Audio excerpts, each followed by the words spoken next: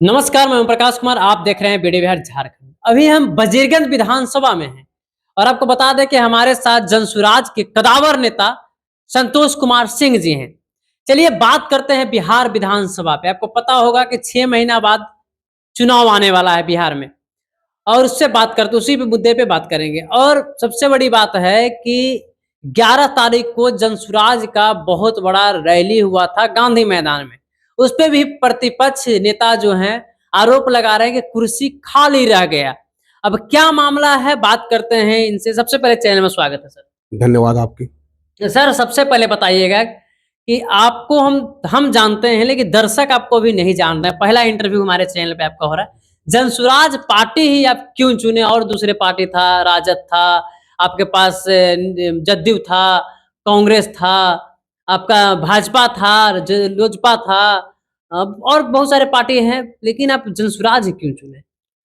चलिए, मैं सबसे पहले तो अपने परिचय में आपको देता हूँ। मेरा नाम संतोष कुमार सिंह, पूर्व सैनिक, और जो है जनसुराज में गया सदर अनुमंडल का जो है उपाध्यक्ष भी है।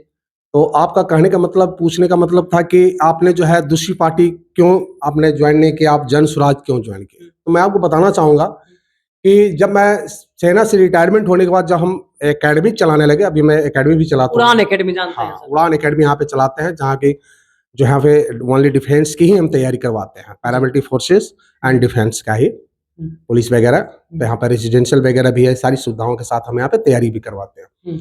तो वैसे मेरा पॉलिटिकल कोई बैकग्राउंड नहीं था कि हम जो है, आप इतना तो जानते हैं कि फौजी आदमी जो है रिटायरमेंट के बाद हमें प्रशांत जी के विचार से जो है बहुत ज्यादा प्रभावित हुए। कौन सा विचार उनको लगा, विचारधारा आपको लगा बढ़िया? जैसे देखिए, उनकी हर वर्ड जो है, हर वर्ड में एक ताकत है।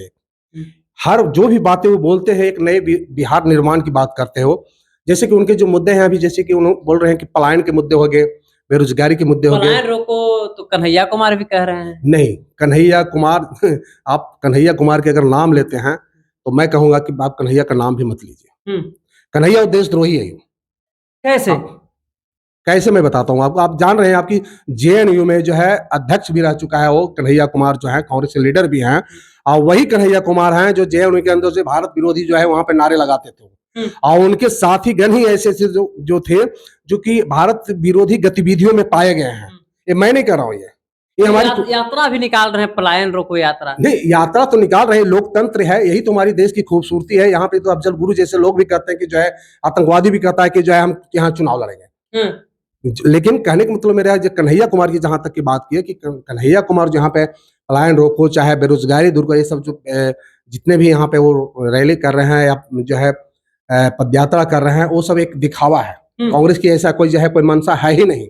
कांग्रेस कोई ऐसी नई पार्टी तो है नहीं कि जो है उसके पास अभी पहली बार मौका मिला है कि इस तरीके के मुद्दे उठाने के लिए। अभी चुनाव आया है तो बरसाती मेढक की तरह जो है अपनी रंग दिखाने शुरू कर दिए लोग। बड़ा राजधानी से छोटा राजधानी में बुलाया गया है। बड़े राजधानी से छोटे राजधानी, तो छोटे राजधानी से और नीचे ही चले जाएंगे, जिला में चले जाएंगे फिर। बिल्कुल चले जाएंगे। मतलब कुछ दिन पहले उनको प्रमोट करने के लिए राहुल गांधी भी आए थे। देखिए, राहुल गांधी के तो नाम आप लेते हैं, तो मैं तो राहुल को कोई मुद्दा समझता ही नहीं कि राहुल जी हिंदुस्तान में कोई मुद्दे हैं, चाहे बिहार में है, समझ गए। और ना वो विपक्ष में कोई दमदार नेता है, ना उनके चेहरे पे ना वोट होती है। आज भी जो कोई अगर बिहार के अंदर विधानसभा का चुनाव भी अगर होता है तो राहुल गांधी के चेहरे पे कोई नेता, जितने भी प्रत्याशी होते हैं, वो दिल से नहीं चाहते कि राहुल गांधी जाकर जो उनका प्रचार करे क्षेत्र में। भाई मजबूरी हो जाए, पार्टी के प्रोटोकॉल हो, वैसा हो, अलग बात है। बट ऐसा है कि जो कोई भी प्रत्याशी इसे नहीं चाहते होंगे, मेरा जो है अनुमान है, तो नहीं चाहता होगा कि राहुल गांधी जाकर उनके क्षेत्र में जो है प्रचार करें। क्योंकि उन्हें पता है, हमारे बिहार के अंदर जितने भी कैंडिडेट हैं कांग्रेस के, उनको पता है कि राहुल गांधी जी आएंगे अगर प्रचार करने के लिए तो वोट बैंक और बर्बादी होगा। जो भी वोट मिलने वाली है वो भी बर्बाद हो जाएगा। क्योंकि नेशनल लेवल में आप देख रहे हैं, राहुल जी के कारनामे आप देख ही रहे हैं, बहुत सारे कारनामे हैं। ऐसे मैं गिनती कराना शुरू करूंगा तो काफी लंबा आपका इंटरव्यू हो जाएगा, तो उसमें शॉर्ट में ही चल रहने दीजिए, ज्यादा बेटर है। अगला इंटरव्यू में हम उस पर भी बात करेंगे। अभी आरोप लग रहा है आपका पार्टी पे कि 11 तारीख का बहुत बड़ा आप लोग 10 लाख जुटाने वाले थे, भीड़ कम रह गया। नहीं, भीड़ कम नहीं रह गया। मैं उसमें खुद था रैली में, और हम लोग खुद जो है यहाँ पे करीब करीब 4 बसें लेके गए थे, 2 4 व्हीलर भी लेके गए थे हम लोग साथ में। तो वहां पे रैली जो फ्लॉप नहीं हुई है, प्रशासन के द्वारा जो है थोड़ा सा रैली को डिस्टर्ब किया गया। ये तो आप भी जान रहे होंगे कि देखे होंगे मैं कि जो है पटना के बाहर जो है हाईवे पे यानी रोड पे जो है पटना इन करने से पहले बहुत सारे बसों को रोक दिया गया। अब सोचिए कि 3-3, 4-4 किलोमीटर, 5-5 किलोमीटर टाउन के अंदर बाहर ही जो है रोक दिया गया बसें को, भीड़ को रोकने के लिए कि गांधी मैदान ना पहुंचे।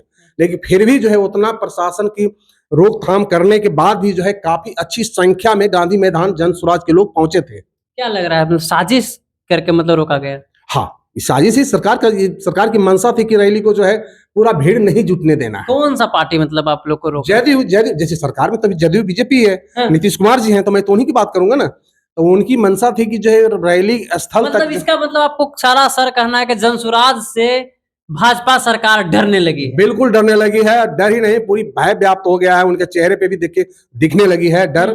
चाहे नीतीश कुमार जी हो, चाहे भारतीय जनता पार्टी कोई लीडर्स हो, सभी के चेहरे पे डर आ गई है कि इस बार जो है जन स्वराज पार्टी जो है 2025 के विधानसभा चुनाव में जो है बहुमत लेके सरकार बनाएगी।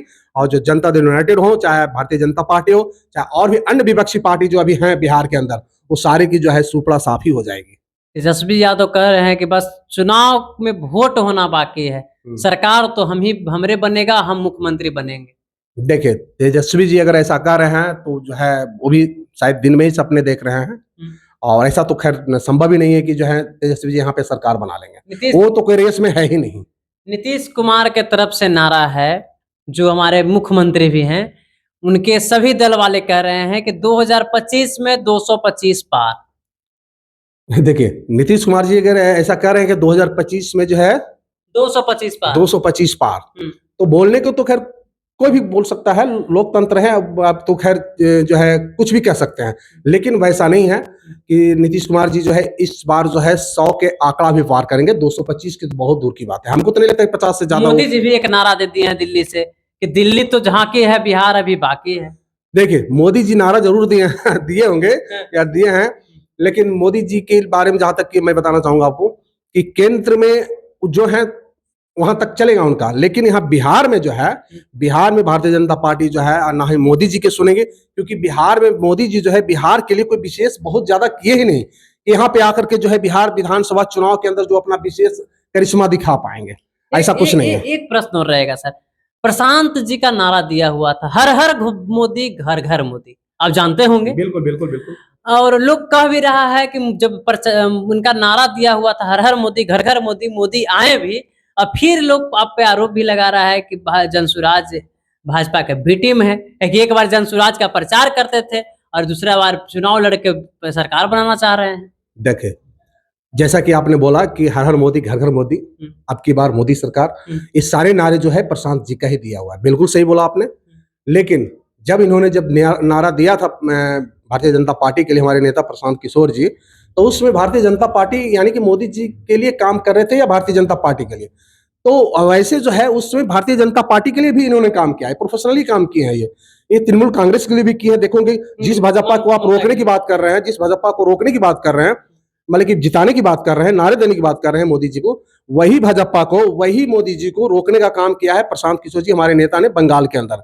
आप देखे होंगे कि बंगाल के पिछला जो विधानसभा के चुनाव हुई थी, उसके अंदर हिंदुस्तान के तकरीबन हर लोग ऐसा कह रहे थे कि इस बार जो है भाजपा बंगाल में भी चुनाव जीत जाएगी। मुझे भी ऐसा उम्मीद था कि भाजपा इस बार लीड कर रही है बंगाल के अंदर, और इस बार जो ममता दीदी का जो है बैकअप पे आ जाएगी, वो जो है बहुमत भाजपा जो है वहां पे भारतीय जनता पार्टी ले लेगी और सरकार बना लेगी। लेकिन वैसा नहीं हुआ। 100 हमारे नेता प्रशांत किशोर जी बोले थे कि भाजपा को जो है 100 के नीचे, यानी 3 अंक उनको पूरा नहीं करने देंगे, तो 3 अंक से नीचे ही उनको समेट दिए, 2 अंकों में ही आ गए थे। आपको कहीं ना कहीं आपको सफाई दे रहे हैं कि भाजपा का बी टीम हम नहीं है। नहीं जी, भाजपा का हम बी टीम नहीं, भाजपा का तो हम विरोध कर रहे हैं। भाजपा का हमारे नेता जो है दूसरी जगह भी विरोध किए, पंजाब में भी विरोध किए, कैप्टन अमरिंदर सिंह के साउथ में जाइए वहां भी किए हैं, और कहीं सपोर्ट भी किए हैं, तो कहीं विरोध भी किए हैं, तो वो तो है। लेकिन अब जो है, अभी जो वर्तमान में जो 25 का चुनाव है, इसमें हम भाजपा और जनता दल यूनाइटेड और राष्ट्रीय जनता दल, यानी जितने भी बिहार के अंदर जो पार्टियां हैं जिन्होंने यहाँ पे सरकार अपना बनाए थे, 25-30 साल तक यहाँ पे जो है सरकार में रहे हैं, वैसे पार्टियों को जो है दोबारा सत्ता में आने ही नहीं देना। यही हमारे नेता का कहना, वही हम जन स्वराज्यों का जो है संकल्प है। चलिए, अभी हम बात कर रहे थे संतोष जी से। अगला वीडियो में, नेक्स्ट वीडियो में फिर हम मिलेंगे इनसे और बातें होगा, क्योंकि वीडियो लंबा हो रहा है। और बाकी हम बात कर रहे थे जो वहाँ जो भीड़ का था बात, जो वहाँ सभा हुआ था, रैली हुआ था गांधी मैदान पटना में, उस पर बात कर रहे थे कि ये आरोप किस पे लगाते हैं। तो ये कह रहे हैं कि प्रशासन ने हमें रोका और साजिश सरकार की रही। बाकी आप लोग कैसे देखते हैं उस रैली को, जनसुराज पार्टी का? वीडियो करते हैं समाप्त। जय हिंद।